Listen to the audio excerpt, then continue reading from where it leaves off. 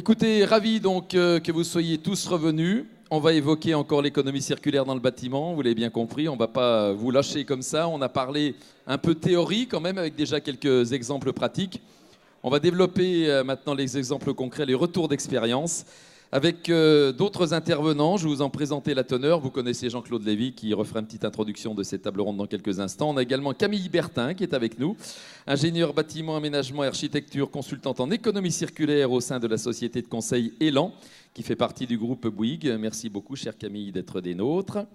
À ses côtés, Frédéric Degouve, responsable du pôle infrastructure et valorisation des matériaux à Antea Group, région Rhône-Alpes-Méditerranée. Lui aussi aura des choses concrètes à nous dire, et notamment il nous parlera du Grand Paris. Sébastien Duprat, ingénieur depuis 15 ans pour le groupe Aegis sur les sujets innovation, incubation, environnement, énergie et climat. Il a lancé avec son équipe la société Cyclope, plateforme qui développe une solution globale pour le réemploi et l'économie circulaire des matériaux de construction. Voilà, il est lui aussi à votre disposition. Cyril Blard, SNCF Réseau, il est architecte DPLG de formation, responsable de la valorisation des produits générés sur les chantiers ferroviaires. Et il y en a des produits. Développement de stratégie économie circulaire et capital matière au service de l'efficience, de la maintenance et la régénération du réseau. Merci à lui également d'être des nôtres. Et puis nous avons également Lucille Berlia, responsable de l'activité environnement à la direction études et recherche de Cercal Qualitel, certification, en charge notamment du développement des sujets tels que la biodiversité, l'économie circulaire ou l'analyse de cycle de vie. Merci beaucoup, chère Lucille, d'être venue jusqu'à nous également à l'occasion de cette deuxième table ronde. Voilà, j'attends du public qu'il soit aussi sage que lors de la première table ronde. Il régnait un silence qui manifestait votre intérêt, c'est très bien. D'abord, ça respecte les orateurs et ça permet en plus d'avoir une attention maximale. Je vous remercie, vraiment, vous êtes de très bons élèves, et pourvu que ça dure. Voilà, on va donc, mon cher Jean-Claude, vous retendre la perche et le micro. On va rentrer un peu dans le détail, on le disait, du concret et des réalisations exemplaires, donc dans le domaine de l'économie circulaire du bâtiment. On a vu effectivement un petit peu ce qu'était l'économie circulaire. Vous-même, qui n'êtes pas un spécialiste du bâtiment, vous avez bien senti quand même, mon cher Jean-Claude, qu'il y avait une vraie prise de conscience. Et là, on aura quelques exemples concrets. Et c'est bien parce que c'est par le concret aussi qu'on comprend parfois la théorie.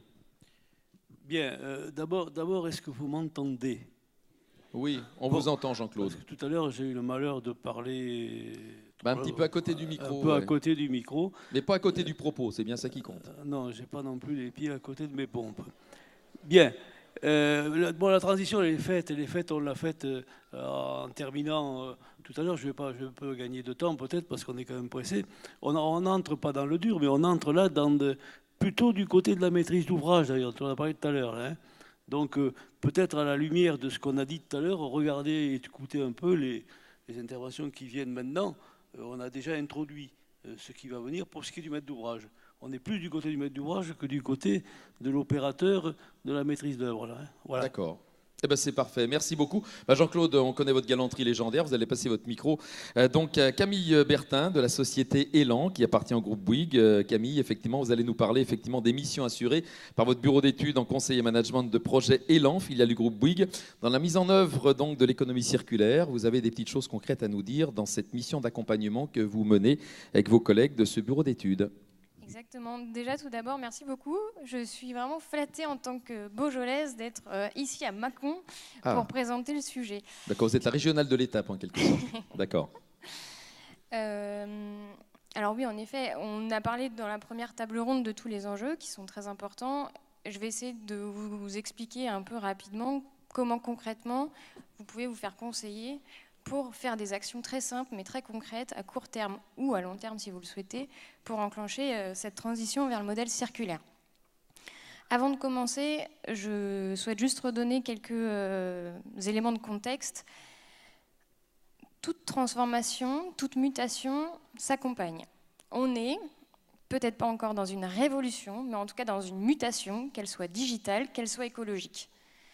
On pense que pour que chacun d'entre nous perçoive bien les opportunités qui sont en lien avec leurs activités, c'est important du coup que ceux qui connaissent bien l'écosystème, ceux qui connaissent bien les enjeux, puissent accompagner les acteurs dans leur bonne compréhension de tout ce qui se passe dans le monde qui nous entoure. Nous, chez Élan, du coup, on a repris la définition et les dynamiques de l'économie circulaire qui a été proposée, donc, pour laquelle tout à l'heure Sylvain Bordeaux a redonné un peu les définitions.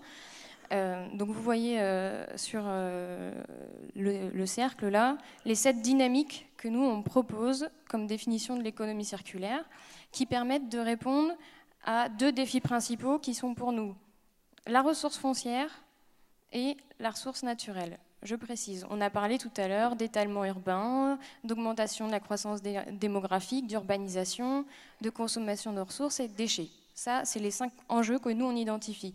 Et du coup, les 2 défis pour nous sont de répondre, d'une part, donc, à la disponibilité des ressources foncières et d'autre part, donc, à la disponibilité des ressources naturelles.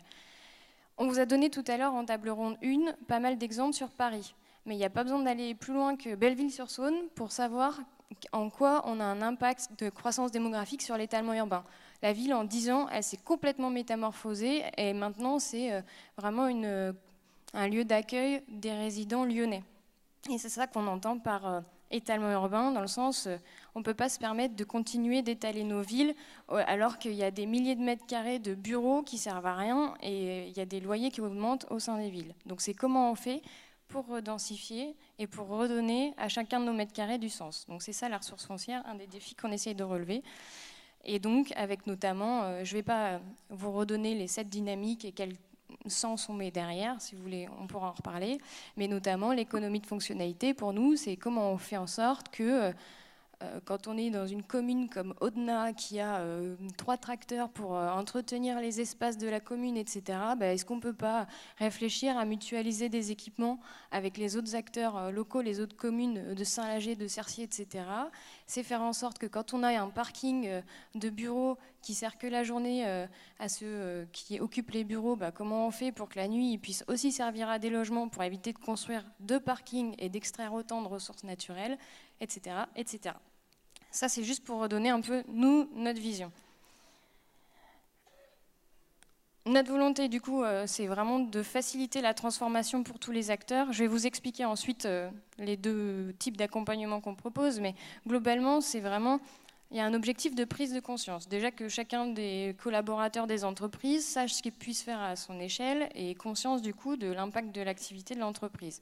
D'identifier les enjeux et les solutions pour encourager la mutation, et ensuite de rendre les équipes progressivement autonomes sur ces sujets-là et d'assurer une montée en compétences au sein des équipes pour que le changement il vienne vraiment de l'interne et pas que ce soit que la direction qui dise demain vous faites de l'économie circulaire. Pour nous, ça ne marchera jamais.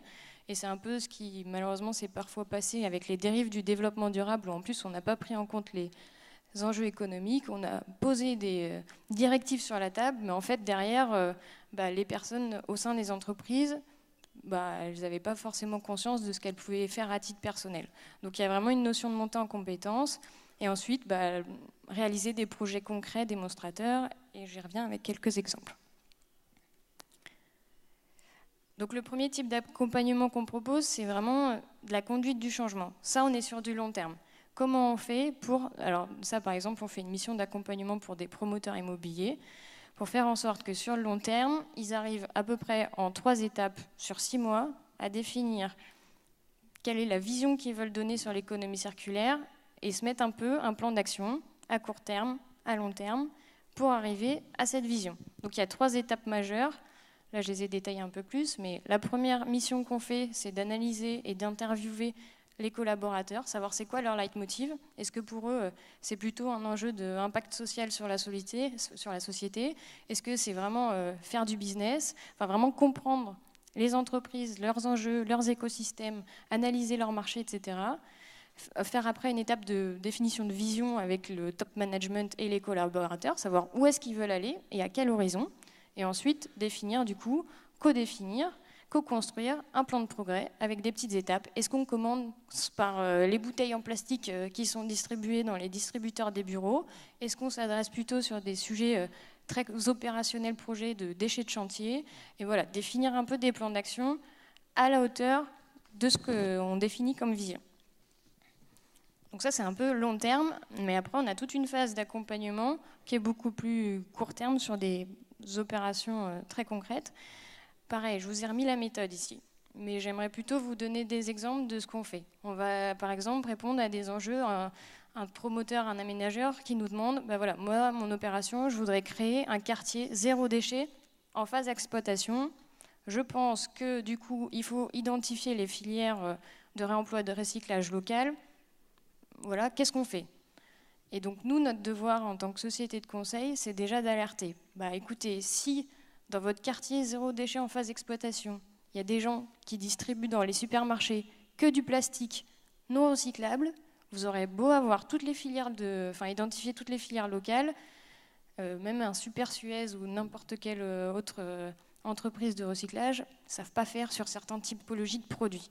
Donc nous, notre devoir, c'est d'alerter sur le fait qu'il faut revoir toute la chaîne des acteurs, depuis quels sont les fournisseurs, est-ce qu'ils sont locaux, quel type de produits ils distribuent, qui sont les distributeurs, est-ce qu'on va créer du coup un quartier zéro déchet en phase d'exploitation avec n'importe quelle grande enseigne de distribution qui distribue de manière standard, ou est-ce qu'il faut adresser plutôt des produits en vrac, des produits sans plastique, comme ce qui se passe déjà dans des supermarchés en Suède ou au Danemark.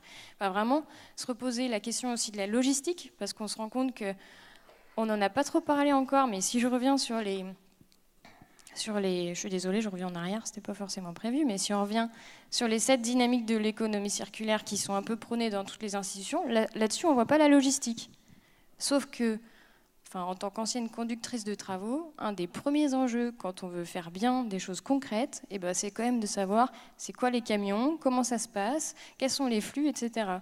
Et donc, si on veut faire un zéro déchet en phase d'exploitation sur un quartier de grande ampleur, c'est aussi savoir mutualiser de la collecte, faire en sorte que les biodéchets, par exemple, ils soient sous format soupe liquide plutôt que sous format composteur plus compliqué. Ça adresse du coup toute la chaîne des acteurs. Alors, je suis désolée, je n'ai pas du tout notion de timing. Est-ce qu'on est bon ou pas à peu près? Encore un petit peu de temps, il n'y a pas de souci. Okay. Encore 3 minutes montre en main. Ça marche. Ça vous ira? Très bien. D'accord. Par contre, on a un peu le tournis avec vos slides. Je suis désolée. D'accord. Un autre exemple très concret de projet qu'on essaye de pousser, c'est vraiment comment on va faire pour construire des bâtiments à partir des matériaux qu'on va peut-être réussir à récupérer sur d'autres chantiers. Parce qu'on a beaucoup de démarches qui s'accélère actuellement sur la déconstruction sélective. Donc c'est déjà une première étape. Comment on fait pour récupérer les matériaux plutôt que de mettre tout à la benne en fin de chantier. Donc c'est une première étape. Mais derrière, si on n'a pas la création de marché et la réintégration des produits réemployés sur des nouveaux bâtiments, on n'aura pas la création de marché qui va permettre du coup au réemploi de s'accélérer. Donc là concrètement, on est sur des logiques de bâtiments un bâtiment dit frugal, où on va du coup essayer d'éliminer tous les faux plafonds, tous les faux planchers et de faire vraiment le minimum pour que ce soit confortable. Et pour les matériaux qui restent, les luminaires, etc., on va essayer de réemployer tous les éléments des anciens bâtiments. Donc sur la slide, là, vous avez un peu les différentes étapes qu'on essaye de suivre. Soit on est sur du très opérationnel chantier, avec concrètement, moi je veux plus de déchets sur mes chutes de moquettes, alors comment je fais, quels sont les industriels, etc. Donc nous, notre devoir, c'est de référencer tous ceux qui font concrètement ça et donner des solutions très concrètes à nos opérationnels. Et parfois, on a des projets un peu plus long terme de conception, d'aménagement d'espaces urbains ou de conception de quartier, comme je vous le disais. Et donc là, on va faire des étapes un peu plus longues où on va analyser le territoire local, les acteurs associatifs, universitaires, etc., qui peuvent avoir un impact local, traduire les enjeux pour les équipes et puis choisir un ensemble de solutions, de partenaires pour vraiment répondre de manière progressive à l'ambition du projet. Le but, c'est vraiment de se dire que chacun d'entre nous et chacun des projets sur lesquels on opère peut être acteur du changement, mais ça peut vraiment commencer depuis juste le gobelet en plastique de la machine à café. Donc il y a vraiment des solutions à mettre en face de chacune des problématiques de chacun, et notre devoir en tant que société de conseil, c'est de vous apporter des solutions. Ensuite, juste pour conclure, moi j'ai pris conscience de tout ça quand j'étais conductrice de travaux et qu'on jetait malheureusement beaucoup de matériaux parce qu'on avait peu de temps. C'était vraiment un électrochoc et ça m'a vraiment désorientée. J'étais vraiment révoltée contre la société. Je pense que maintenant, il y a suffisamment de solutions pour qu'on soit acteur de cette mutation et qu'on donne du sens, même à nos collaborateurs qui ont envie et qui sont hyper enthousiasmés. On a fait un projet cet été, c'était une terrasse qu'avec des matériaux réemployés. Les gens, ils étaient trop contents. Les équipes, ils sont allés eux-mêmes récupérer des matériaux à droite à gauche. Il y avait un vrai enthousiasme.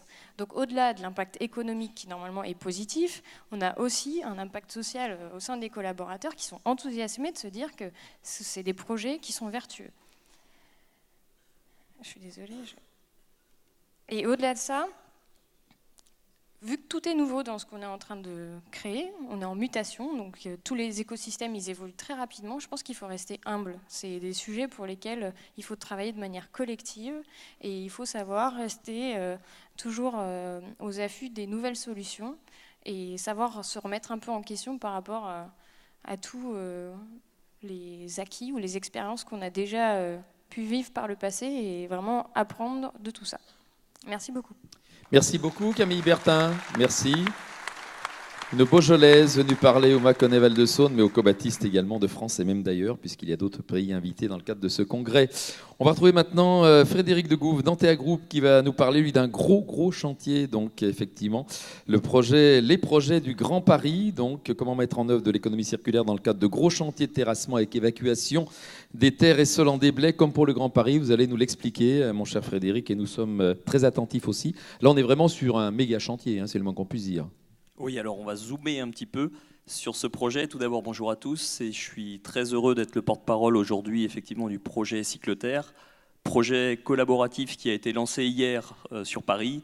Et donc aujourd'hui, en tant que participant à travers Antea, je vais vous présenter ce projet Cycleterre qui répond à un des enjeux du Grand Paris, mais avec une vision très locale, très territoriale que je vais vous expliquer. Donc pour, en quelques mots, la jeunesse du projet, elle rejoint un certain nombre d'enjeux qu'on a vu ce matin, et c'est ce qui me paraît vraiment intéressant à travers cette présentation. C'est parti d'une discussion avec le maître d'ouvrage, avec la ville de Sevran, pour laquelle on travaillait sur ces réflexions de révision du PLU, et à travers tous ces enjeux sur son foncier, qui étaient de pouvoir concilier un certain nombre d'enjeux lié au projet du Grand Paris qui allait aider à son développement économique à travers le prolongement de la ligne 16, le creusement de nouvelles gares, mais en même temps lui apporter des grands défis sur son territoire avec le fait de générer un certain nombre de déblais. Et en parallèle, l'enjeu pour la ville de Sevran de pouvoir réintroduire de l'activité économique et industrielle à l'intérieur de la ville urbaine, limiter l'étalement urbain, et pouvoir assurer un développement économique. Donc face à tous ces enjeux et tous ces défis, est née l'idée un peu utopique au départ, mais qu'on a cherché à pouvoir ancrer dans le concret, dans le réel, de pouvoir trouver des passerelles entre la gestion des déblais et l'enjeu de pouvoir élaborer des matériaux à partir même de ces déblais. Un petit zoom sur les enjeux liés à la gestion des déblais. Donc on l'a vu ce matin que l'activité effectivement du bâtiment et du terrassement en particulier était fortement générateur de déchets. Vous pouvez l'apercevoir ici, et ce qui est amusant, c'est qu'on rejoint le sujet justement de la pyramide ce matin. Ici est représenté de manière schématique, mais malgré tout à l'échelle, le volume de matériaux générés par les travaux du Grand Paris Express. Si on avait, alors aujourd'hui à l'échelle du Grand Paris, on a très peu d'exutoires. Donc si on imagine une solution qui n'est pas viable techniquement, mais on avait un stockage sur place, ça représenterait une pyramide qui est représentée sur le schéma que vous avez derrière.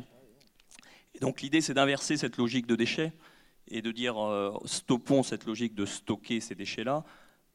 Prenons-le plutôt comme un réservoir de matériaux, et comment, à partir de ce volume de matériaux très hétérogène, on peut en tirer le meilleur parti à travers des solutions de valorisation, et pas simplement du stockage de déchets inertes, voire même effectivement du remblaiement de carrière, qui est une première approche en termes de valorisation, ou de comblement de cavités. Et donc l'idée, on a essayé de travailler à travers le projet Cycleterre sur un projet très qualitatif, qui était de répondre à la demande à travers le PLU, de pouvoir réintroduire de l'activité industrielle et de développer un certain nombre d'opérations d'aménagement à l'échelle de la ville de Sevran. Et donc l'enjeu a été de dire comment, à partir des 2 gares qui vont être creusées à Sevran, dans le cadre du prolongement de la ligne 16, donc à peu près 300 000 m3 Là, on est à l'échelle des tonnages pour le Grand Paris. Pour la ville de Sevran, on est à peu près sur 200-300 000 mètres cubes qui vont être générés par les opérations. Comment une partie de ce volume, en tout cas, peut être réintroduite dans une chaîne économique pour participer à la construction des futurs logements et du futur développement d'une zone d'activité, Sevran Terre d'Avenir, sur lequel on travaillait par ailleurs. Et donc, l'idée était de dire, essayons de valoriser les matériaux du creusement des gares pour élaborer des matériaux en terre crue qui pourront être réintroduits dans des programmes de construction portés par la ville de Sevran ou d'autres promoteurs. Donc le projet Cycleterre, en quelques mots, donc, qui démarre, qui a été lancé hier, comme je vous le disais. L'idée, c'est de pouvoir faire un démonstrateur, une vitrine, pour pouvoir montrer. Alors l'enjeu, le côté innovant, j'ai eu l'occasion d'échanger avec certains ce matin. C'est pas la construction en terre crue, qui est un procédé millénaire largement connu. C'est de pouvoir proposer une solution de valorisation à des déblais très hétérogènes et les rentrer dans un cycle économique et industriel professionnalisé pour pouvoir répondre à des enjeux de construction. Donc tout l'enjeu de Cycleterre, et on retrouve la boucle de manière opérationnelle de l'économie circulaire, c'est de pouvoir aménager des lignes de production qui répondent à l'hétérogénéité des terres pour sortir des produits dans une logique de certification. Et donc en particulier à l'échelle d'Antea, par rapport à la connaissance du sous-sol qu'on a, un des premiers travaux est de pouvoir identifier les couches géologiques les plus adaptées pour répondre à des enjeux de production de matériaux. Donc on se focalise en particulier sur les sables de Beauchamp et puis les calcaires de Saint-Ouen pour pouvoir participer à la production de matériaux qui vont être en particulier des panneaux d'argile, des briques de terre comprimées, des lignes d'extrusion ou alors des enduits pour participer à des projets de construction qui vont être générés par la suite.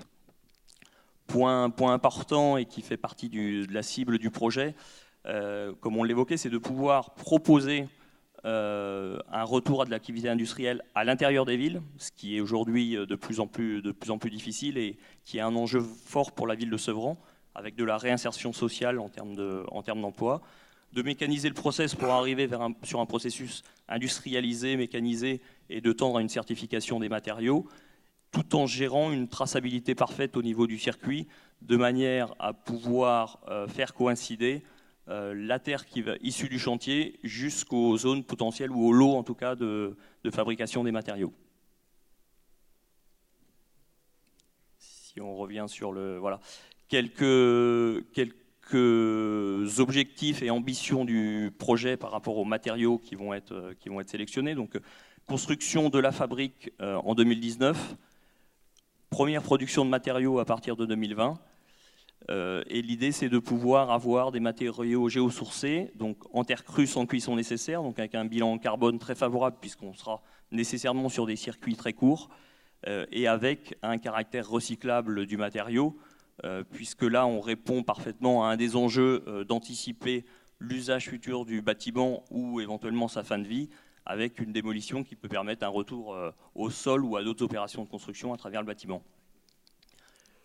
Ce sur quoi je voudrais insister pour terminer, et c'est illustré à travers tous les locaux que vous voyez derrière moi, c'est que, on l'a évoqué ce matin, hein, l'enjeu de ce projet-là, il est assez simple et assez clair dans sa définition et répond parfaitement à l'enjeu d'économie circulaire, qui est d'avoir un circuit très court entre la terre qu'on va excaver au niveau du puits de la gare et sa transformation et sa réutilisation sur une opération de construction. S'il est très simple dans sa définition et dans son principe, il est assez complexe dans son déploiement et sa mise en œuvre à l'échelle d'un territoire. Et c'est pour ça que vous voyez apparaître là 12 partenaires à travers ce projet-là, puisqu'on rentre dans des champs très, très différents qui vont donc de la ville de Sevran, qui est maître d'ouvrage de l'opération, avec un certain nombre d'aménageurs, Grand Paris Aménagement, la Société du Grand Paris, des spécialistes de la construction en terre crue, pour dès le départ réfléchir aussi sur les systèmes de construction pour pouvoir ne pas amener de surcoût dans l'utilisation de ces matériaux derrière, des architectes pour intégrer les systèmes de construction technique, et puis un certain nombre d'institutionnels aussi pour réfléchir à une échelle plus large. Je pense notamment à Sciences Po et à Livestar qui participent activement au projet dans une logique de métabolisme urbain pour s'assurer effectivement du bilan de l'opération. Dernier petit mot, c'est par rapport à la notion de démonstrateur ville durable. On est justement dans la logique d'expérimentation qu'on évoquait ce matin sur ce projet-là, puisqu'on a eu la chance d'être retenu au niveau de l'UIA comme démonstrateur de la ville urbaine. Et donc à ce titre-là, sur 3 ans, on a un projet qui est subventionné à 80% pour faire la démonstration du principe, de la capacité à mécaniser ce principe-là, et pour derrière être en capacité à déployer ce type d'approche dans des contextes géologiques et des contextes de construction qui pourraient être tout à fait différents de ce qu'on a sur le Grand Paris. Voilà. Parfait. Merci Frédéric de Gouve pour cette présentation là aussi exhaustive et concise tout à la fois, donc gageure parfaitement remplie. On va maintenant retrouver Sébastien Duprat de Cyclope. Il nous présentera effectivement donc cette entité qui a pour but, à travers différentes préconisations, donc d'aborder l'économie circulaire avec plusieurs angles, dont il va nous donner la teneur dans quelques instants, et de réconcilier un peu aussi 2 écoles, en fait, les décroissants et les progressistes. C'est un peu ça le concept, hein, mon cher Sébastien, si j'ai bien tout compris quand on s'est appelé au préalable à cette manifestation. Moi, je voulais, et j'ai un peu modifié l'axe de mon propos parce que j'ai cru comprendre qu'il y avait quelques entrepreneurs dans la salle et je voulais que sur la partie économie circulaire, on puisse éventuellement discuter du caractère pratique des modèles économiques, des transactions et du jeu d'acteurs tel qu'on l'expérimente. Donc moi, je viens très modestement vous dire que je ne sais rien de l'économie circulaire, je n'ai pas fait 25 ans d'études sur l'économie circulaire. Par contre, je viens du milieu du bâtiment et ça fait 15 ans que je construis des immeubles, que je constate que des bennes sont pleines de matériaux que j'adorerais récupérer pour chez moi et qu'on va chercher des matériaux bas de gamme à l'autre bout de la planète quand un maître d'ouvrage ou un client nous demande de trouver des solutions économiques à ces opérations. Donc quand on a déclenché ça, eh ben on a pris le pari de l'économie et on a décidé de créer une entreprise qui va faciliter les transactions et le jeu d'acteurs dans l'économie circulaire. Et en effet, si je commence avec cette image-là, c'est que quand on fait du développement durable, en gros, il y a 2 écoles à peu près irréconciliables depuis 15 ans, qui sont soit je suis un décroissant, je ne veux rien construire, pas 1 mètre carré, et ça vous donne les ZAD et mouvements environnementaux qu'on connaît et qui sont des risques pour la plupart des projets dans toute la France. Et il y a une autre approche du développement durable. Les 2 sont louables, hein, je ne les oppose pas, je les constate comme des écoles qui sont très différentes. L'autre qui est une approche de la performance, de faire des bâtiments super green, avec des panneaux photovoltaïques, avec de la très haute performance. Et si vous interrogez ces 2 acteurs, les 2 vous disent qu'ils sont écolos et qu'ils travaillent pour le développement durable. Et avec l'économie circulaire, on peut tenter de réconcilier ces 2 écoles en construisant plus de mètres carrés pour répondre aux besoins de notre société et de ses économies, mais en consommant moins de ressources et moins de matériaux. Et de ce point de vue-là, c'est une tentative de réconciliation de 2 écoles environnementales qui jusque-là ne se fréquentent pas et qui ne sont pas du même côté de la salle quand on fait des concertations publiques sur les opérations. L'autre point, ça c'est la vision de notre planète. Voilà, je vous présente la planète Terre. Et la planète Terre, elle est composée de ressources. Alors, un brillant scientifique russe, Mendeleïev, les a classées sous cette forme-là. Et cette classification, elle vous donne tous les éléments de notre planète. Et tout ce qui est un petit peu jaune, rouge ou jaune et rouge, c'est des ressources dont la disponibilité elle est limitée ou dans laquelle la menace est carrément sérieuse aujourd'hui avec une influence sur le cours et sur les prix. D'habitude, on se rassure quand on dit ça en pensant que je ne vous parle que des écrans LCD, des téléphones portables et des terres rares, des batteries. Mais en fait, non. Si vous regardez cette classification qu'on vient de vous enlever sous les yeux, vous constatez qu'on y trouve du zinc qu'il y a sur nos toitures, du cuivre qu'il y a dans nos câbles, du nickel qu'on trouve dans nos aciers.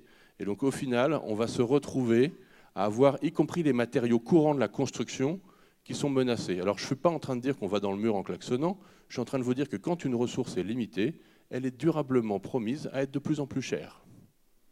Et donc, le coût de construction, si on n'adresse pas autrement la question de la ressource, ça va toujours être comment je fais pour construire avec des ressources de plus en plus chères.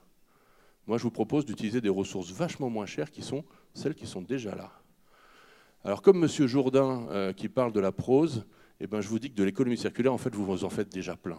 Parce que vous faites de la rénovation, parfois vous transformez des bureaux vides en logements ou des commerces en Fab Lab et toute une série d'opérations. C'est déjà de l'économie circulaire, c'est déjà une logique de fonctionnalité plutôt que de détention.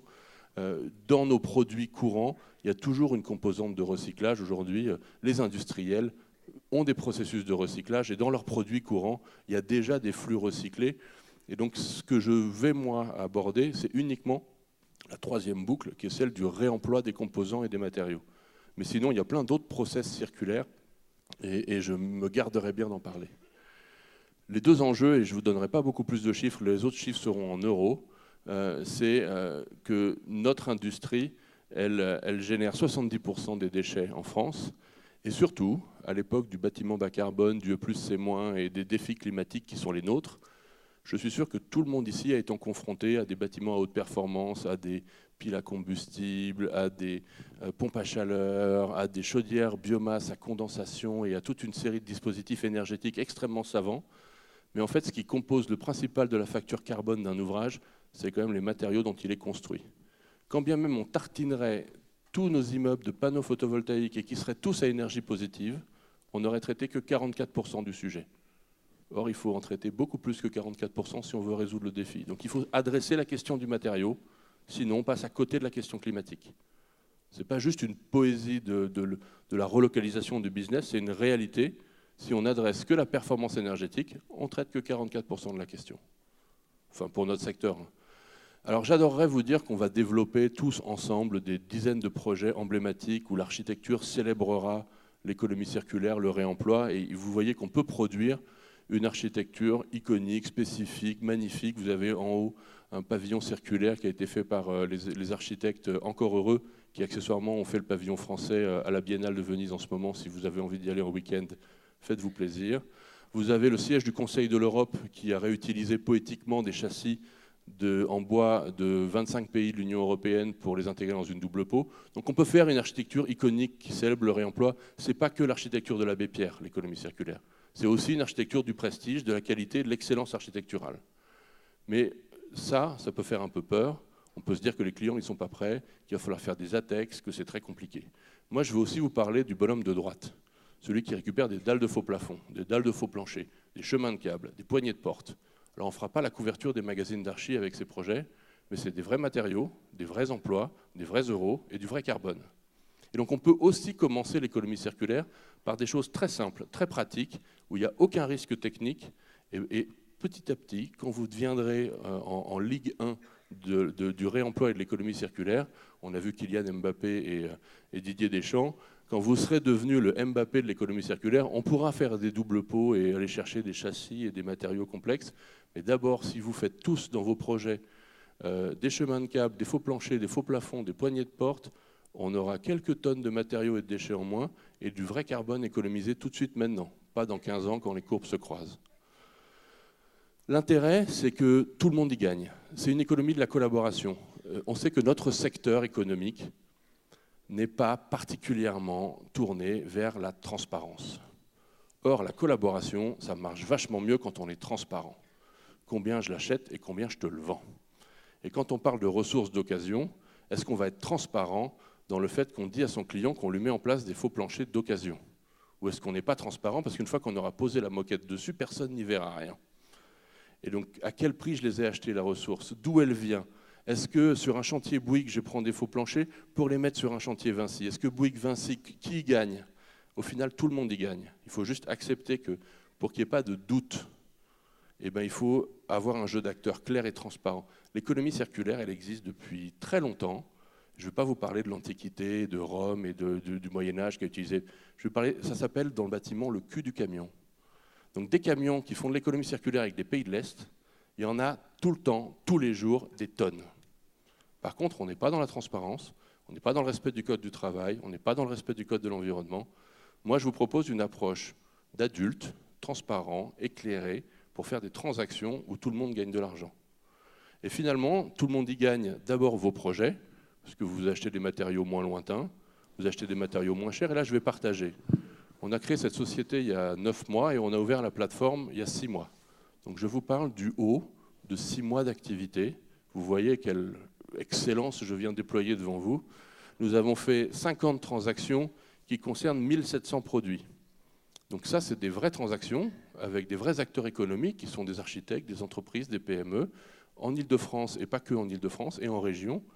Eh ben, en moyenne, depuis sur ces 50 transactions, les acteurs ont acheté des matériaux 85% moins chers que du neuf.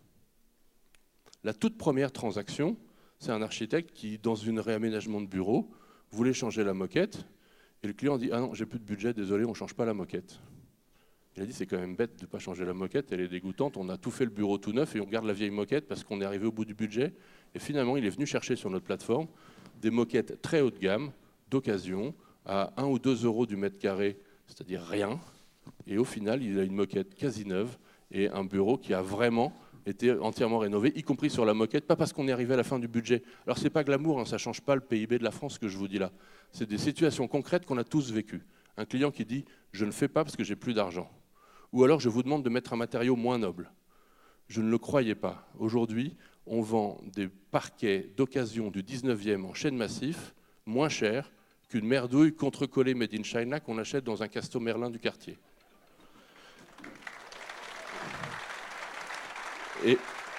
Et donc, la question de l'économie circulaire, c'est aussi une question pratique. C'est que cette ressource, elle est locale.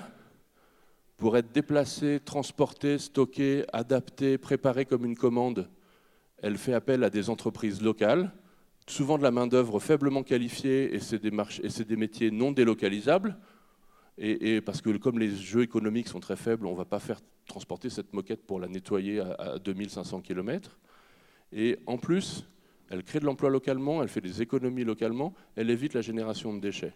Et pour les territoires, ce sont les territoires qui gèrent les déchets, ce sont les territoires aujourd'hui qui viennent nous voir en disant « pas de problème, je mets de l'économie circulaire dans mes cahiers des charges, par contre vous débrouillez pour référencer les entreprises d'insertion de mon territoire qui pourront bénéficier d'emplois et de carnets de commandes concrets pour vos opérations circulaires. » Donc cette logique-là, elle fait du développement économique, elle fait des économies en euros sur les projets, et en plus elle permet d'inventer des nouvelles formes de design, d'architecture et de conception, parce que parfois il faut twister un peu la matière pour lui redonner de l'élégance.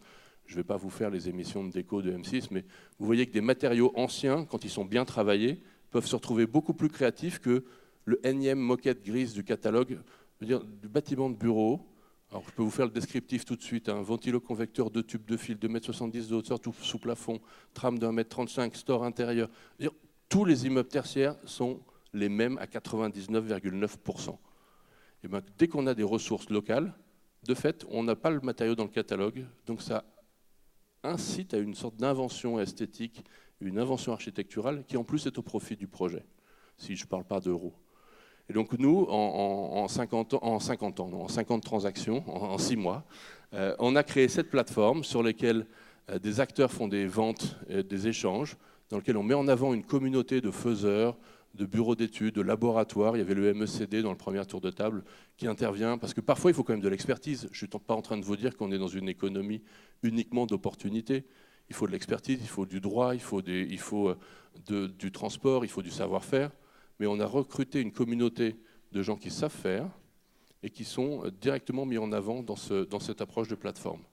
Donc, une simple conclusion, aujourd'hui l'économie circulaire, c'est possible, c'est simple, on peut gagner de l'argent avec, il suffit juste d'en avoir envie. En fait, il y a en effet des complexités, je ne vais pas vous dire que c'est tout le temps facile, il y a des sujets de bureau de contrôle, d'assurance, mais en fait les solutions existent. Alors ce n'est pas la même solution que celle de tous les jours, mais la solution existe. Donc vous pouvez vous lancer vraiment sans crainte. Il y a des tas d'acteurs autour de vous qui peuvent vous accompagner, qui ont déjà fait. Et donc allez-y, vraiment, il y a beaucoup de choses à gagner et pas grand-chose à craindre. Merci. Merci Sébastien Duprat de Cyclope. Cyclope, c'est pas loin de Cyclope et vous avez un œil très avisé sur l'économie circulaire. Oui, Cyclope, un œil Cyclope, oui, c'est un peu bête, mais bon, on se refait pas quand on est bête un jour, on est bête toujours. Et ça, c'est malheureusement recyclable aussi en permanence. Voilà, on va donc, merci, hein, c'est un éclairage intéressant aussi dans le concret, bravo. On va retrouver maintenant Cyril Blard, donc responsable national au niveau de la SNCF, de tout ce qui touche justement sur cette économie circulaire. Et à la SNCF, il y a très longtemps qu'on fait dans l'économie circulaire. Moi, j'ai le souvenir, Cyril Blard, puisque j'ai eu le bonheur de jouer à la pétanque avec quelques avisés personnages, qui ont récupéré les traverses de chemin de fer. On n'a plus le droit maintenant pour faire des terrains de pétanque. Donc je veux dire que voilà, le recyclage des différents matériaux de la SNCF, on connaît. Mais bon, trêve de plaisanterie, c'est vrai qu'il y a une vraie démarche qui a lieu d'ores et déjà, et qui est en cours depuis un certain temps. Et on va en parler justement de ce que fait la SNCF dans ce domaine de l'économie circulaire. Alors, bonjour à tous. Donc, avant de commencer, j'avais deux constats pour reprendre le beau discours de Sébastien. Je pense qu'il y a beaucoup de membres de Cobati qui pensent que l'économie circulaire, ou au moins les principes de l'économie circulaire, ne sont pas nouveaux. C'est-à-dire qu'on l'a perdu, on a perdu des actions, des connaissances avec la modernité et l'industrialisation. Pour prendre un exemple très local, puisqu'on a l'abbaye de Cluny qui n'est pas très loin, l'abbaye de Cluny, pour l'effet d'histoire, a été la carrière artificielle de beaucoup de constructions autour de Cluny, voire de Mâcon, qui a permis effectivement une régénération d'un patrimoine effectivement historique.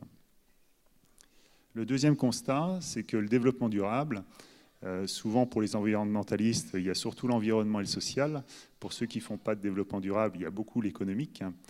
Et aujourd'hui, l'enjeu de l'économie circulaire, c'est de pouvoir associer l'économique, l'environnement et le social. Et de pouvoir prouver que ça, effectivement, c'est rentable. Et comment effectivement organiser la rentabilité des circuits et des flux matières. Sur la partie, et si SNCF Réseau se lance effectivement dans l'économie circulaire, c'est pas que pour l'environnement, c'est également pour l'économique, et également sur la préservation de nos approvisionnements de matière, puisque Sébastien a parlé des problématiques d'accessibilité aux matières premières, de certaines matières premières, qui provoquent effectivement plus des matières plus chères, mais également une baisse de qualité des matières premières. Alors, SNCF Réseau, juste pour résumer en deux lignes, sur l'économie circulaire, on a 48 000 km de voies. 48 000 km de voies, pour imager, on fait le tour de la Terre avec les lignes de chemin de fer sur le réseau français.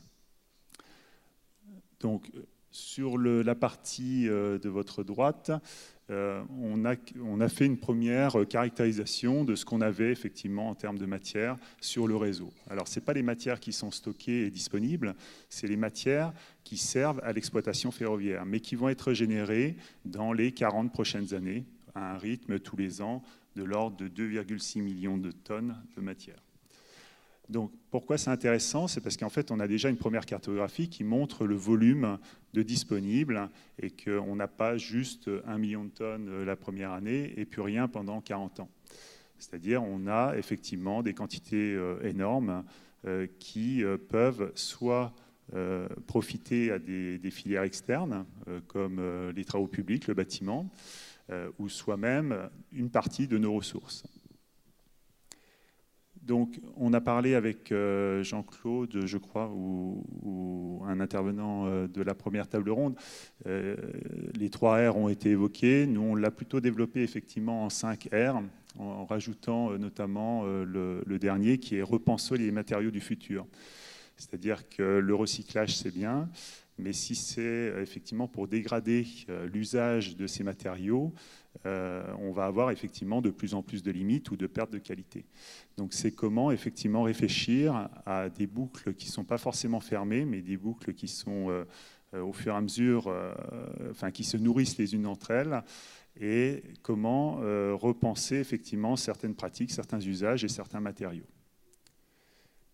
Alors, vous avez un gros chiffre qui est 37,5 millions d'euros. Donc, on dit souvent que les déchets, la gestion des déchets en fait coûte cher, mais tout simplement parce que les entreprises oublient que tout ce qui est métaux, c'est aussi des déchets. Donc, le bilan de SNCF Réseau, c'est 37,5 millions d'euros de vente de matières, donc essentiellement des métaux, mais on commence aussi à vendre beaucoup de granulats. Pour à peu près 10 millions d'euros de coûts de prestation liés au traitement des déchets. Donc on voit bien qu'on a quand même plutôt un excédent qu'il faut savoir aussi réinvestir dans l'économie circulaire pour augmenter effectivement ce taux de valorisation. Donc l'enjeu pour SNCF Réseau, c'est de passer, donc, bien sûr, on a une montée en maturité progressive, comme beaucoup d'entreprises. Donc il faut déjà caractériser, connaître bien son périmètre, avoir une bonne gestion effectivement des déchets, donc de passer de la gestion simple des déchets à la ressource, et prendre conscience que c'est bien d'avoir des ressources, de vendre à l'externe, mais si c'est bien pour l'externe, pourquoi ce ne serait pas bon pour l'entreprise? Donc de la ressource au capital matière. Donc sur la partie, sur le capital matière, on a effectivement des projets, notamment sur l'aspect granulat, où l'objectif, c'est de substituer 25% de la ressource naturelle utilisée, notamment dans l'usage ferroviaire du ballast. 25% par an, c'est 400 000 tonnes par an, donc d'économie de ressources. Alors on sait effectivement que le ballast, c'est une roche dure, une roche granitique, et donc les extensions de carrière vont être quand même de plus en plus rares, c'est un constat. Et donc on est aussi dans l'obligation de pouvoir travailler sur comment réinjecter une partie de ces granulats qui restent de qualité, même après 35 ans de cycle de vie sur le ferroviaire, et comment on va effectivement économiser de la ressource, mais pas que de la ressource, c'est de la logistique, c'est également tout un circuit effectivement, et des nouveaux métiers, c'est-à-dire dans la création de valeur territoriale, ce qui est important, c'est-à-dire avec des préparateurs qui vont repréparer ces matières pour les réinjecter en termes de qualité et d'homologation sur le réseau ferroviaire. Et si les matériaux sont homologués ferroviaires, la sécurité étant la priorité chez nous, ça veut dire que dans d'autres secteurs d'activité comme le TP ou le BTP, c'est des matériaux qui peuvent être d'une grande valeur. On a quelques collectivités locales qui commencent aussi à vouloir homologuer des matériaux sur les aménagements en réemploi, et le ballast fait partie effectivement de ces domaines. Donc, sur la partie plus bâtiment, on a aussi un autre projet qui est intéressant sur un bâtiment, alors un petit bâtiment de stockage, puisque c'est plutôt d'expérimentation aujourd'hui. Comment faire un bâtiment avec 90% de matériaux qui sont issus de nos chantiers. C'est-à-dire, on ressort effectivement beaucoup de matériaux, et comment on peut construire un bâtiment pour les usages ferroviaires à partir de 90%. Donc ça permet effectivement d'économiser d'une part la ressource, mais également d'économiser du bilan carbone, d'économiser de la logistique, de faire de l'emploi local, c'est-à-dire parce que c'est forcément des entreprises de la construction qui vont créer effectivement ces bâtiments, assembler ces matériaux, etc. Et de pouvoir effectivement promouvoir des nouveaux usages de matériaux qui aujourd'hui en fait étaient plutôt en sous-couche routière ou enfouis, etc. Ou valorisés pas forcément dans la gradation de la directive européenne, c'est-à-dire sur la valorisation matière, sur le réemploi, la réutilisation, jusqu'à l'enfouissement. Donc sur la partie, alors juste reprendre aussi ce que disait Sébastien, pour un exemple très précis sur la tension sur les matières. Quand on reprend le cuivre, nous on travaille sur des temps longs, c'est-à-dire que la régénération du réseau, c'est 40 ans. C'est-à-dire entre le moment où vous mettez un matériau et le moment où vous allez le défaire, le désapprovisionner sur les chantiers, c'est 40 ans.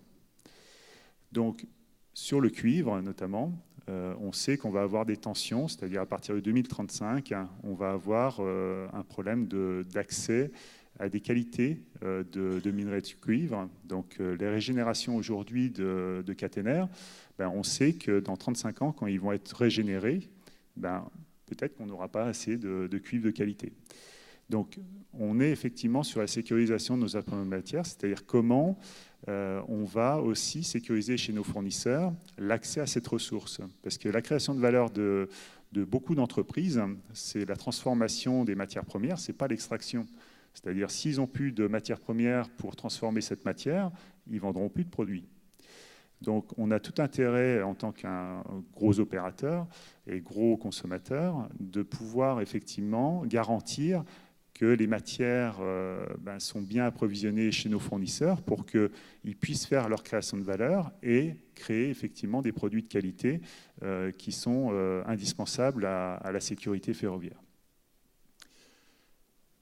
Donc sur la partie, je voulais aussi rajouter, donc pour SNCF Réseau, l'économie circulaire, c'est avant tout de l'économique, c'est-à-dire et de la sécurisation de nos approvisionnements de matière. Ce n'est pas que de l'environnement, que du social, même si l'environnement et le social sont deux domaines qui sont travaillés, puisqu'on travaille forcément avec les territoires, on travaille forcément sur l'économie d'impact environnementaux, des économies des impacts environnementaux par rapport à l'aspect logistique, par rapport à l'aspect ressources. Mais l'enjeu premier pour nous, c'est la performance économique et la performance, effectivement, en termes d'approvisionnement. Donc, c'est un vrai projet industriel et du bon sens industriel au niveau d'une grande entreprise comme SNCF Réseau. On travaille aussi également avec l'association Auré. Alors, l'association Auré est beaucoup plus connue en Île-de-France, mais son action est quand même sur l'ensemble de l'économie circulaire. Et on va éditer avec notre partenaire, donc EDF et l'ADEME, un guide versus responsabilité de la maîtrise d'ouvrage. Alors pourquoi ? Parce qu'on pense que la maîtrise d'ouvrage, c'est essentiel qu'elle prenne en compte effectivement ses responsabilités par rapport au circuit matière, aux flux matières et aux décisions de réemployer, réutiliser effectivement certaines matières ou certains produits. Sans effectivement la volonté d'un maître d'ouvrage et sans la proposition éventuellement également des architectes et des entreprises, l'économie circulaire, ça restera sur le papier et ça ne sera pas forcément transformé réellement sur nos chantiers. Alors, on le voit, Sébastien notamment a expliqué la relation entre les différents acteurs, mais véritablement, si on veut industrialiser l'économie circulaire, il faut qu'il y ait une prise de conscience et une réalité dans les cahiers des charges, que ce soit des collectivités ou même des maîtres d'ouvrage privés.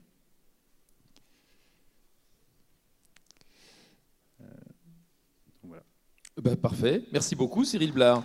Voilà, pour cet exposé là aussi très complet sur ce que fait donc SNCF Réseau, anciennement Réseau Ferré de France, voilà, ça s'appelle maintenant SNCF Réseau, mais je suis de la vieille école encore, vous savez, pour les appellations ça dure. Voilà, en tout cas, mais merci beaucoup de ce témoignage et de tout ce que fait effectivement la SNCF. Dans ce domaine-là, on va maintenant écouter Lucille Berlia du CERCAL, donc comment intégrer l'économie circulaire lors de la certification d'une opération, exemple avec la certification NF Habitat HQE, c'est ce dont vous allez nous parler, ma chère Lucille, et on va vous écouter vous aussi avec beaucoup d'attention. Merci, bonjour à tous. Alors j'interviens en dernier, et en plus je vais vous parler de certification. Donc il faut vous accrocher encore un petit... Mais on va s'accrocher, vous inquiétez pas. Donc nous, j'interviens aujourd'hui pour vous parler effectivement de la démarche et du profil économie circulaire qu'on a créé maintenant depuis début 2018 et qu'on intègre à la certification, à notre marque de certification qui s'appelle NF Habitat et sa déclinaison NF Habitat HQE qui veut dire qu'on est encore plus performant. Et quand j'ai dit tout ça, j'ai parlé de certification, de référentiel, et de marque et de Qualitel. Et je pense que ça mérite quand même de nous présenter rapidement. À la base, c'est l'association Qualitel, donc c'est une association à but non lucratif qui a pour mission d'intérêt général de promouvoir la qualité du logement à travers deux grandes actions qui sont l'information au grand public et la certification. La particularité de cette association, c'est qu'elle est représentée au sein de son conseil d'administration par tous les acteurs du secteur du logement, donc que ce soit les associations de consommateurs, les acteurs de l'offre du logement, les acteurs de la filière de la construction et puis bien sûr l'État ou le CSTB. Pourquoi je vous dis ça ? C'est parce que nos référentiels, on les crée de façon à avoir un consensus entre toutes ces parties prenantes, et notamment le profil économie circulaire qu'on a mis en œuvre.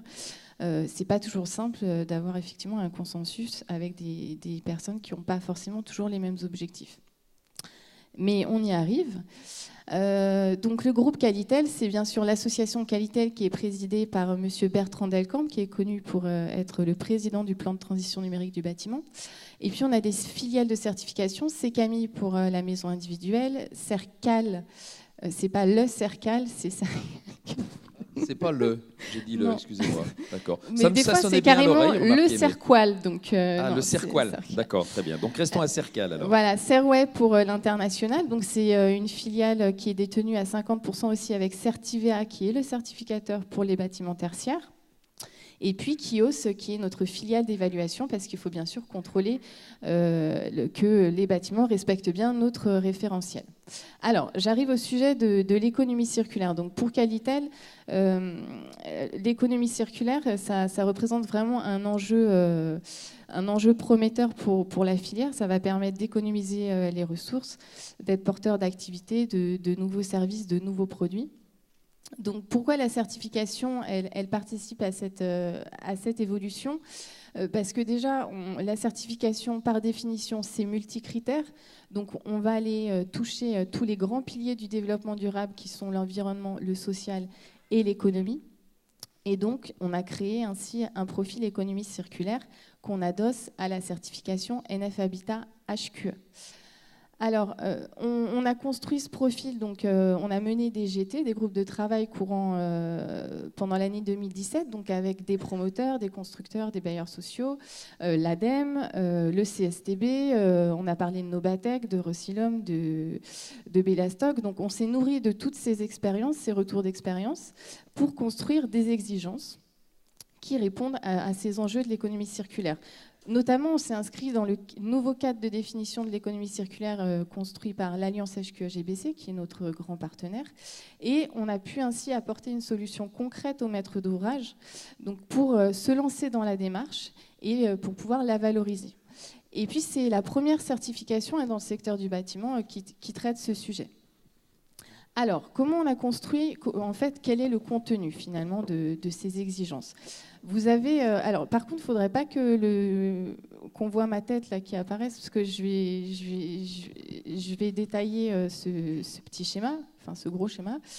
Donc, on a sur la gauche les engagements donc, du cadre de référence du bâtiment durable, donc, qui sont la qualité de vie, le respect de l'environnement, la performance économique. Et puis on a un quatrième thème qui est le management responsable.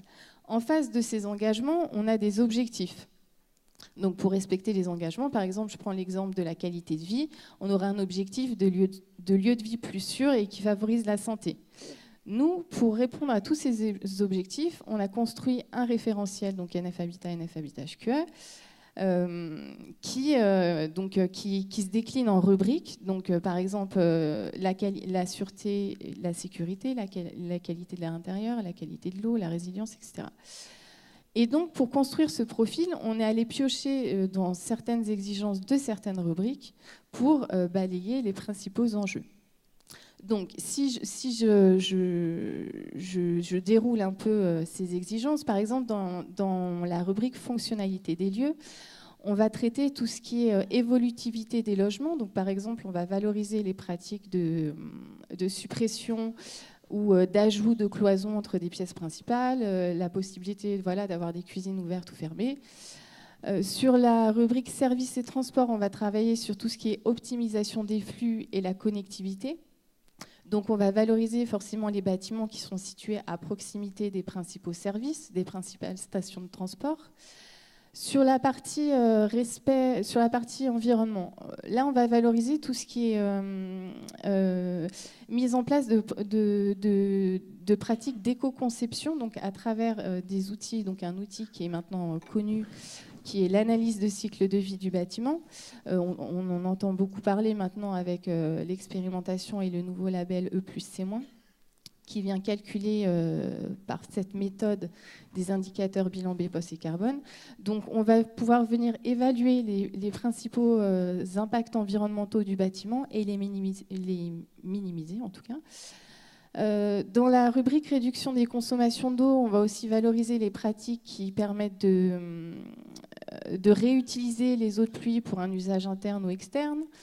Dans la partie déchets, on va obtenir des points si on valorise à hauteur au minimum 40% les déchets de construction. On va aussi valoriser les pratiques de démontabilité, d'évolutivité du bâtiment, toujours dans l'idée de limiter les déchets, hein, bien sûr. Et puis, il y a aussi la rubrique utilisation des sols. Et en fait, il y a une erreur avec qualité de l'eau, hein, c'était la rubrique utilisation des sols qui devait être entourée. Là, on va valoriser tout ce qui est extension verticale du bâtiment, donc pour limiter l'étalement urbain. Et puis, donc, j'arrive à la partie économie. Donc, on a une rubrique coût d'entretien et durabilité de l'enveloppe. Donc là, on est plus sur la thématique de l'allongement de la durée de vie des produits, sur leur pérennité.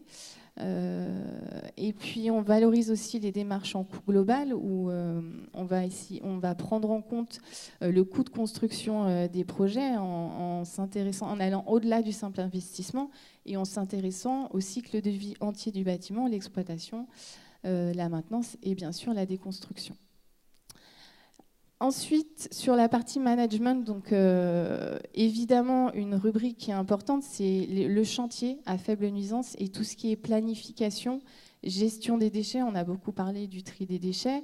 On a mis en place un plan de gestion des déchets, donc qui soit rédigé par la maîtrise d'œuvre, qui soit suivi par les entreprises et au cours du chantier. Ensuite, donc je vais pas balayer les 40 exigences, hein, mais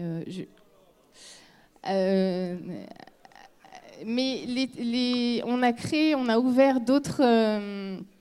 On a ouvert trois nouvelles rubriques en fait pour essayer de toucher un peu tous les sujets de l'économie circulaire et notamment les ressources matières. Parce que le bâtiment, c'est un grand consommateur d'énergie, mais aussi de matières premières. Donc là, on va s'intéresser à la gestion durable des ressources, à leur utilisation efficace, et on va bien sûr valoriser les produits de construction qui intègrent à minima 30% de matières recyclées.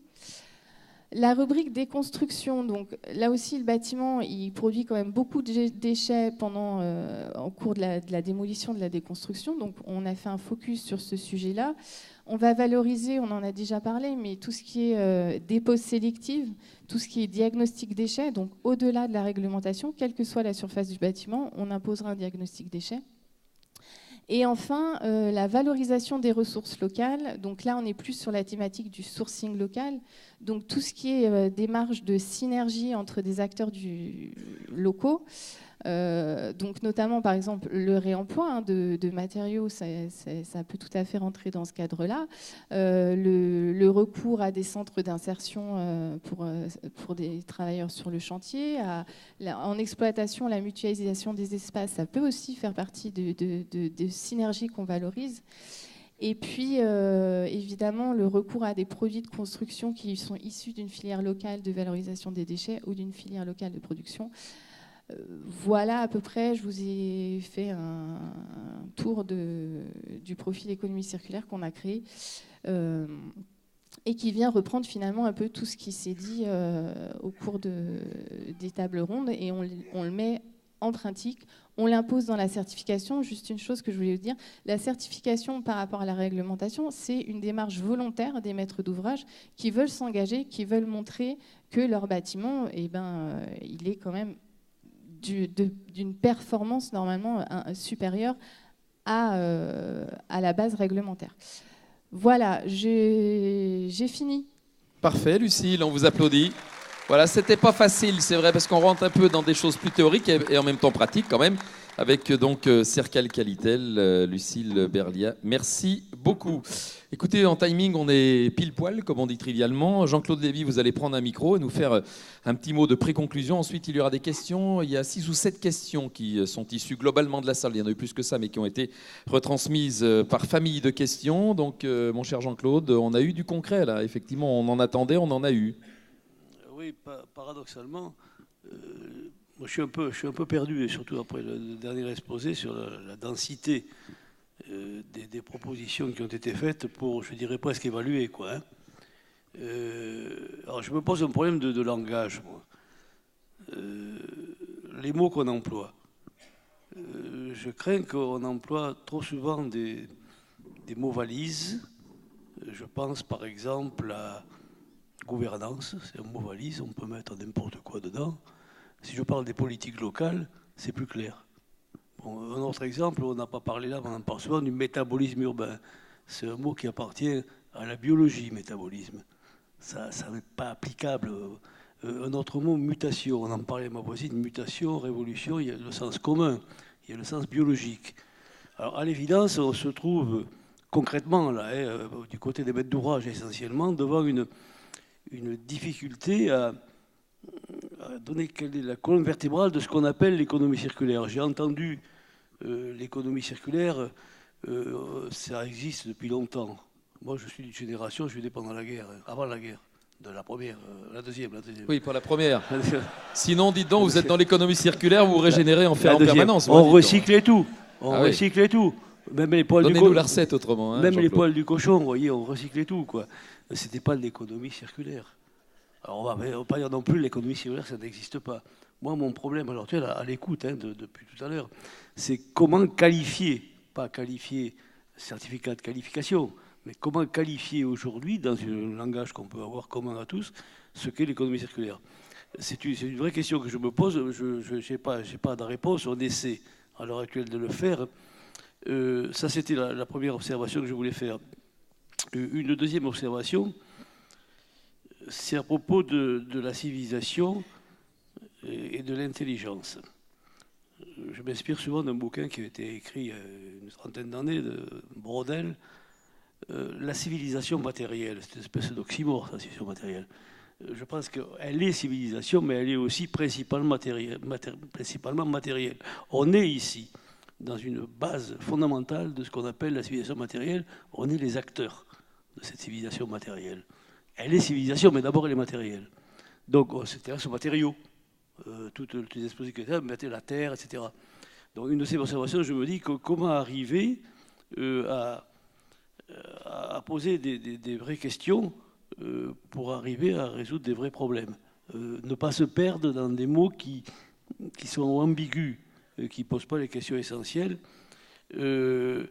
Et je voudrais terminer là-dessus sur l'intelligence. J'ai parlé d'intelligence stratégique tout à l'heure.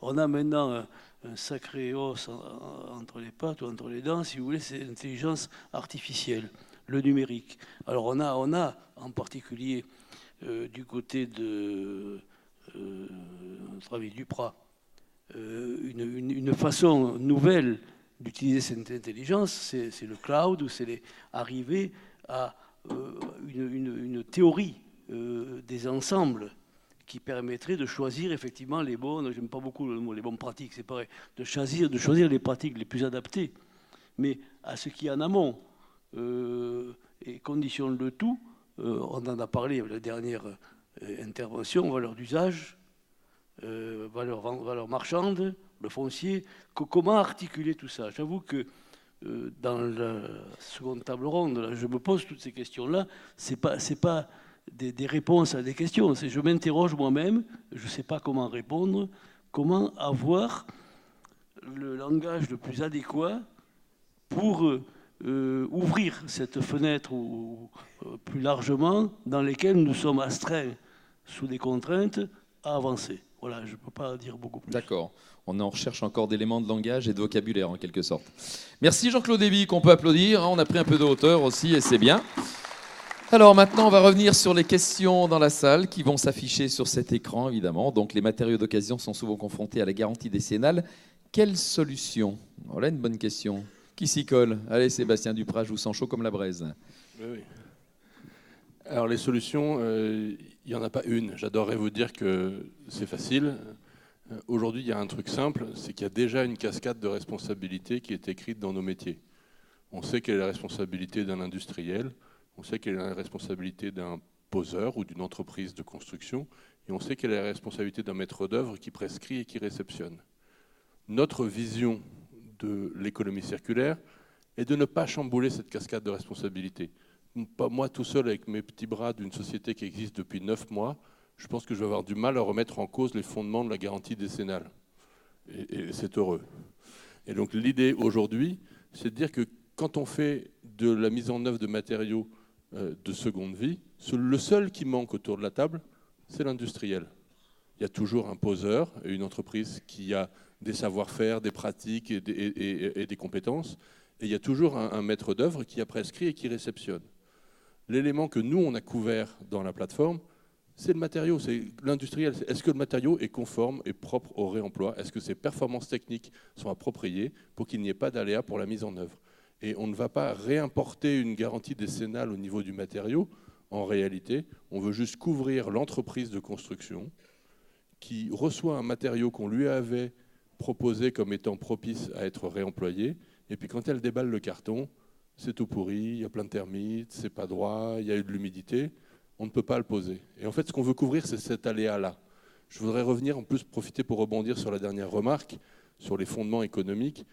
L'économie circulaire, c'est une économie d'opportunité. En gros, si ça marche et que ça gagne de l'argent, on le fait. Et si ça ne marche pas, s'il y a un problème, on fait comme d'habitude.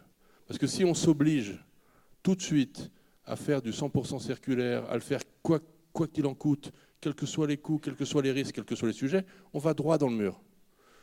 C'est une économie d'opportunités. On a des opportunités, on a des terres, on a des tunneliers qui sillonnent l'île de France, et tout d'un coup on a plein de matériaux. C'est une opportunité, qu'est-ce qu'on peut en faire? Si on n'avait pas cette opportunité, on n'aurait probablement pas déclenché ce projet de travail. On a des enjeux sur des matériaux ferroviaires, donc c'est une approche d'opportunité. Moi je m'oppose à toute forme de systématisme. Il faut vraiment imaginer si ça marche, s'il n'y a pas de danger, si c'est économiquement compétitif, on le fait, point. Et s'il y a un problème, on ne le fait pas, on le fera la prochaine fois. Cyril Blard. Alors, juste en complément, hein, je vais mettre ma casquette plutôt au ré. C'est une réelle question hein, vis-à-vis du monde du bâtiment, où les assureurs commencent à y réfléchir, le CSTB également, c'est-à-dire comment effectivement avoir un circuit d'homologation entre guillemets ou de certification pour limiter effectivement le risque en termes d'assurance. Donc ça, c'est des chantiers qui sont en cours. Je crois qu'à Cycleterre, la question est posée justement avec le CSTB, c'est-à-dire comment effectivement à un moment donné sur des matériaux de réemploi, on va avoir effectivement cette garantie et ne pas faire tomber la garantie parce qu'on fait du réemploi. Donc ça, c'est une réelle question effectivement dans le monde du BTP qui est en cours pour l'instant d'expérimentation avec des assureurs et qui va certainement avoir des réponses dans quelques mois. Frédéric Juste, oui, effectivement, pour compléter cette question sur deux aspects. Le premier, parce qu'on parle de matériaux d'occasion, on pourrait même élargir sur le statut des terres, c'est que souvent on a en matière première des matières qui ont un statut de déchets et qui peuvent poser des problématiques effectivement en termes de responsabilité. En particulier sur le projet Cycleterre, on est dans une démarche à partir du moment où on a cette expérimentation en place de pouvoir déposer un dossier de sortie du statut de déchet pour être vraiment dans une logique de produit en faisant la démonstration d'un processus industriel qu'on a un usage garanti derrière et de pouvoir avoir effectivement un cahier des charges d'utilisation derrière qui permet de rassurer le maître d'ouvrage et le donneur d'ordre sur le fait qu'on est bien sur des produits avec des standards de qualité associés et qu'on n'est plus sur des logiques de déchets, quoi. Donc c'est l'objet justement d'être dans l'expérimentation, de pouvoir proposer aussi un cadre normatif pour bien valoriser ces aspects-là et que ça ne soit pas des freins sur la réutilisation de ce qui est aujourd'hui des déchets. Oui, Camille Bertin, Cyril Blard, après, oui, vite fait, puis après on passe à une autre question. Je rajoute juste que comme on a des projets exemplaires qui se développent, on a des assureurs qui sont accompagnés par des BE qui font les tests, etc. Et l'avantage, c'est qu'on peut déjà s'appuyer sur ce qui se passe avec ces assureurs-là pour savoir comment ils ont décomposé le problème et quelles solutions, notamment juridiques et assurantielles, ils y ont apporté, quoi. Donc, grâce aux différentes expériences, on ne part pas de zéro. Et le ministère porte aussi sa responsabilité puisqu'ils ont accompagné sur des permis d'innover ou d'expérimenter des notions effectivement d'accompagnement sur certains projets qui sont tagués pour avoir justement des retours d'expérience et pouvoir effectivement avancer sur ces questions de garantie. Ok, on passe à la deuxième question. Allez, on change de question. On va changer de question. Dans quelques instants, une deuxième question. juste avant que la deuxième question arrive, je Oui, voulais elle juste se fait apporter attendre. L'accouchement est difficile. Hein. un petit complément sur la notion d'effet d'opportunité auquel je souscris complètement dans cette approche, mais qui peut découler, et c'est l'objet justement de l'expérimentation, sur le fait de mettre en place une vraie filière industrielle et qui derrière peut offrir une approche, et on est dans cette réflexion de dire aujourd'hui on a un effet d'opportunité avec les travaux du Grand Paris qui font apparaître des déblais pour lesquels il n'y a pas de solution, mais on peut imaginer si on arrive à avoir un processus établi et qu'on rentre dans un processus de construction derrière, le fait d'être en capacité d'aller revenir sur les dépôts de terre qui ont pour vocation à la base d'être réversibles. On l'oublie parfois parce qu'effectivement, les installations de stockage déchets inertes ont plutôt tendance à perdurer, mais elles ont été conçues dans une notion de réversibilité. Donc on peut imaginer, une fois qu'on a les outils qui permettent les lignes de production d'enduit, notamment quand on est sur des matériaux fins très argileux, pouvoir aller rechercher cette matière première, plutôt que d'aller l'extraire en carrière, de la rechercher sur les installations de stockage. Et l'effet d'opportunité peut amener à instituer une nouvelle filière industrielle. On va passer à la troisième question, parce que la deuxième ne voulait pas apparaître. Troisième question. Dites donc, quel succès. Je suis autant écouté par l'écran que par la famille et les enfants à la maison. Il y a un problème d'autorité, hein, quelque part. On passe à la quatrième question. Regard désespéré vers la régie, tourné vers la ligne bleue des Vosges. Je ne vois que des dos tournés. C'est pas bon signe, hein. On se dégonfle, les gars? Bon, allez. Bien, Gérard, explique-moi tout. C'est un petit problème d'intendance, donc je vais poser la question suivante. Ça y est, voilà. Merci beaucoup. On peut applaudir notre ami Gérard, un homme de l'ombre qui sait se mettre en lumière de temps en temps, trop peu à mon goût.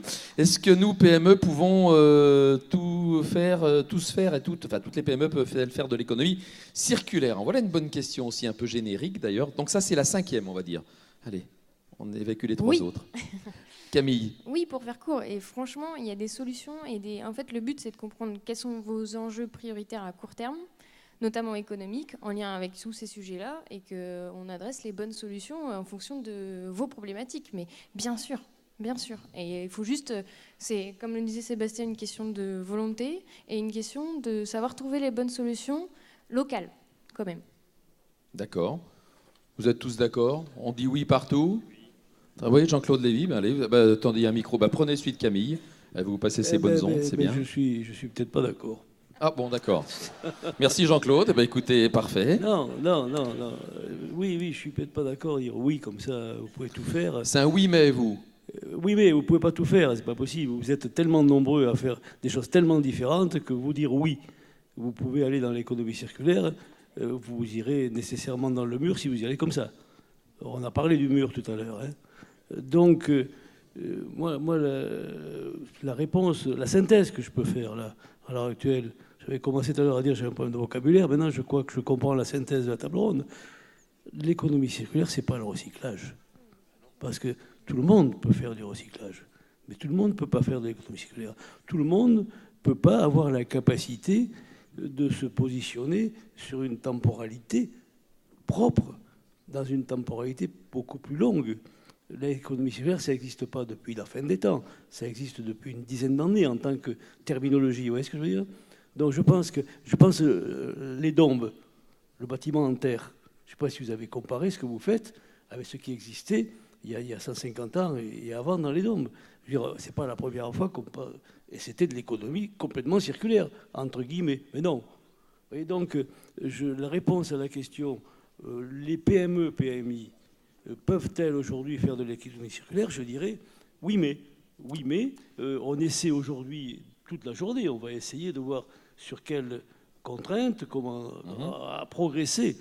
Oui, là, on peut essayer de le faire. Mais pour l'instant, on n'est pas encore là. Il y a la feuille de route. La feuille de route, elle n'est même pas économie circulaire, la feuille de route. Il y a des absents considérables dans la feuille de route. La transition écologique, ce n'est pas la transition économie circulaire. On est dans une vraie interrogation. Je souscris quand vous dites mutation, pas au sens biologique. On est communément dans quelque chose qui est profondément en train de changer à l'échelle nationale, à l'échelle internationale. À l'échelle internationale, allez parler d'économie circulaire au Burkina Faso. Où sont les data pour le cloud? Ça n'existe pas, Ok. les data, c'est de l'économie informelle. Donc vous voyez, on est dans une vraie réflexion, il faut la mener chacun à son niveau. Je veux dire, une bonne tête bien faite par rapport à la matérialité des choses, ça fonctionne. Ok, Ça fonctionne Jean-Claude. pour tout le monde. Juste un petit Parfait. complément. Oui, très vite, on prendra la 7e question. En fait, ce qu'il faut voir aussi par rapport à vos activités, c'est qu'il y aura des nouveaux métiers aussi. C'est-à-dire qu'il y a des métiers qui n'existent pas aujourd'hui, qui vont être utiles ou nécessaires effectivement par rapport au développement. Donc les PME sont aussi le cadre de déploiement de ces nouveaux métiers. C'est-à-dire les grands groupes auront beaucoup de mal effectivement à transformer leur activité ou leur business model par rapport à des PME qui peuvent s'orienter en complément de leur activité actuelle, sur d'autres aspects effectivement de l'économie circulaire, au service de l'économie circulaire. Donc je pense qu'il y a des opportunités effectivement de marché, de métiers à réinventer ou à inventer pour avoir une performance effectivement globale sur l'économie circulaire. Et le rôle des PME, bien sûr, est un rôle fondamental puisqu'ils sont ancrés dans les territoires. Et c'est l'économie circulaire, avant tout, c'est une économie du territoire. Parfait. On va peut-être enchaîner. Hein Oui. Sébastien, vous vouliez dire un petit mot aussi? Oui, sur la question qui s'affiche, Ah ben, qui donc m'inspire. vous avez un meilleur regard que moi. Hein. Sur la 8e J'ai du mal à question. avoir un strabisme divergent qui me permette à la fois de voir l'écran et de voir les intervenants. Alors depuis le début, nous parlons de déchets recyclés. Cette notion de déchets ne constitue-t-elle pas en elle-même un frein au réemploi? Alors, j'ai pas prononcé une seule fois le mot déchet de mon intervention. Non, ça c'est vrai. Euh, Pas vous, en tout cas. Non, mais en fait, il y a bien deux écosystèmes très différents. Il y a bien les grands opérateurs de déchets, Suez, Veolia et autres, qui, eux, cherchent des filières de recyclage et à réinjecter la matière collectée dans le cadre de leur métier de gestionnaire de déchets. Et ça, c'est la partie recyclage de l'économie circulaire. Moi, je parlais de ressources. C'est-à-dire qu'aujourd'hui, on parle de matières premières secondaires ou de ressources. Et c'est d'ailleurs le petit raté de la réglementation sur l'audit qui a appelé l'audit déchets, alors qu'en fait, il faut faire un audit ressources pour éviter de générer des déchets. Ce qui définit un déchet, c'est qu'il est destiné à l'abandon. À partir du moment où on le destine à autre chose que l'abandon, comme par exemple être réemployé, ça n'est pas un déchet. Et donc c'est bien la démarche. Après, rien n'est exclusif de l'autre. En réalité, l'économie circulaire, c'est penser les flux au sens large et combiner des approches ressources, des approches déchets, des approches recyclage. Rien n'est en compétition avec l'autre. On peut plutôt être additif sur ces modèles-là. Par contre, il y a juste quand même... Et je pense que l'ADEME ou le ministère, s'ils étaient présents, pourraient le préciser, mais il y a quand même un vide juridique aujourd'hui en termes réglementaires sur le matériel dit d'occasion. Et tant que c'est réemployé effectivement sur le même usage, effectivement, on reste effectivement sur la notion de produit. Dès que vous changez d'usage, même s'il n'est pas destiné à l'abandon ou sur des autres pratiques, malheureusement, aujourd'hui, on est sur une réglementation qui s'appelle la réglementation déchets. Il faut aussi que le législatif puisse évoluer sur cette notion-là entre de ne pas opposer produit-matière avec déchets. Et donc, à un moment donné, le législatif doit aussi s'adapter, entre guillemets, à ces notions d'économie circulaire et d'économie de ressources à la base. Jean-Claude, vous avez un micro, là, vous en avez même deux devant vous, prenez celui qui vous le plaît le mieux. Il y a le vert ou le jaune. Écoutez, le jaune, c'est le maillot du leader, c'est bon. Bon, rapidement, déchets ressources. On est coincé aujourd'hui. Il y a un statut du déchet qui existe. Alors moi, j'emploie aussi le terme ressources, principalement de mes interventions. Mais le pain, par exemple, le pain, je crois encore à l'actuel, ça n'a pas un statut de déchet. Et pourtant, on peut réutiliser le pain. Il y a une agro-site d'écologie agro-circulaire qui fonctionne, je pense, du côté de Revel, là-bas, qui fonctionne bien. Tout est vraiment, il y a tout ce qu'il faut pour faire de l'économie circulaire, y compris à l'heure actuelle, ils sont en train de faire des évaluations intéressantes. Mais pour le pain, ils ont réutilisé le pain pour le donner à des animaux qui nourrissent, des cochons ou je ne sais pas quoi, ils n'ont pas le droit. Je veux dire, on a une vraie question réglementaire qui se pose. On ne peut pas parler de ressources aujourd'hui et de recyclage si on ne parle pas de déchets. L'État, bien sûr, l'État a une vocation à améliorer ce statut du déchet qui est l'ADEME. L'ADEME est aux premières loges. Je veux dire ça parce que attention aux mots qu'on emploie, bien sûr. On peut pas être, il faut pas être trop démago quand même. Tout le monde ne peut pas faire n'importe quoi. il existe à l'heure actuelle une réglementation, et celle-là, elle est souveraine, et elle n'est pas la même dans tous les pays en plus. Ok, je suis un garçon têtu, je voudrais bien qu'on revienne sur la question numéro 2, on va en rester là-dessus. Puis après, on demandera à Antoine Ressiaud de nous rejoindre, le commissaire général, il a des petites choses à vous dire. Puis après, on passera de l'autre côté, non pas du miroir, mais du rideau, pour aller manger un bout, parce que pour être cobatiste, on n'en est pas moins homme et femme, et on n'en a pas moins faim. Donc la question numéro 2, est-ce qu'on peut... Voilà, c'est celle-là. L'économie circulaire ne doit-elle pas rapidement devenir la norme de base dans les marchés publics ? Alors, je vais peut-être répondre en tant qu'entreprise publique. Oui, c'est une volonté effectivement pour les acteurs. Jean-Claude est d'accord pour une fois, il dit oui. Voilà, non, mais qui serait par rapport à la puissance publique, entre guillemets, par rapport à la puissance de commande publique. Malheureusement, c'est plutôt le fait de collectivités qui commencent à inclure effectivement une démarche d'imposer du recyclé à l'intérieur effectivement des marchés des marchés publics, mais pas que du recyclé. C'est-à-dire, ça peut être aussi des aspects logistiques, des aspects de territoire. Mais aujourd'hui, il faudrait effectivement, et la feuille de route économie circulaire peut-être un incitateur entre guillemets sur la commande publique, c'est-à-dire de pouvoir imposer aux collectivités ou aux donneurs d'ordre public de mettre dans leur cahier des charges effectivement beaucoup plus d'économie circulaire. Oui, Camille, un petit mot. On va ouvrir votre micro, c'est mieux le micro vert. Allô, ouais.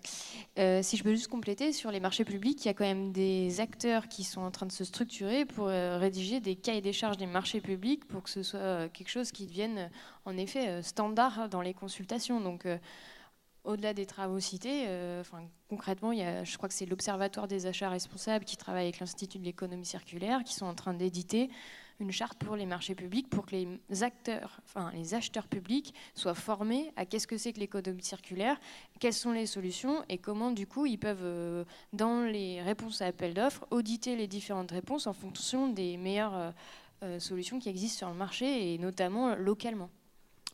Voilà, en tout cas, merci beaucoup. Je vous demande d'applaudir nos intervenants, nos contributeurs. À propos de contributeurs, donc contribution de Cobatiste, économie circulaire dans le BTP, les cahiers du Cobati. N'oubliez pas, il était dans votre petite sacoche. Vous allez pouvoir compulser tout ça. Et on salue bien sûr le confrère journaliste qui a coordonné et collecté tous ces éléments.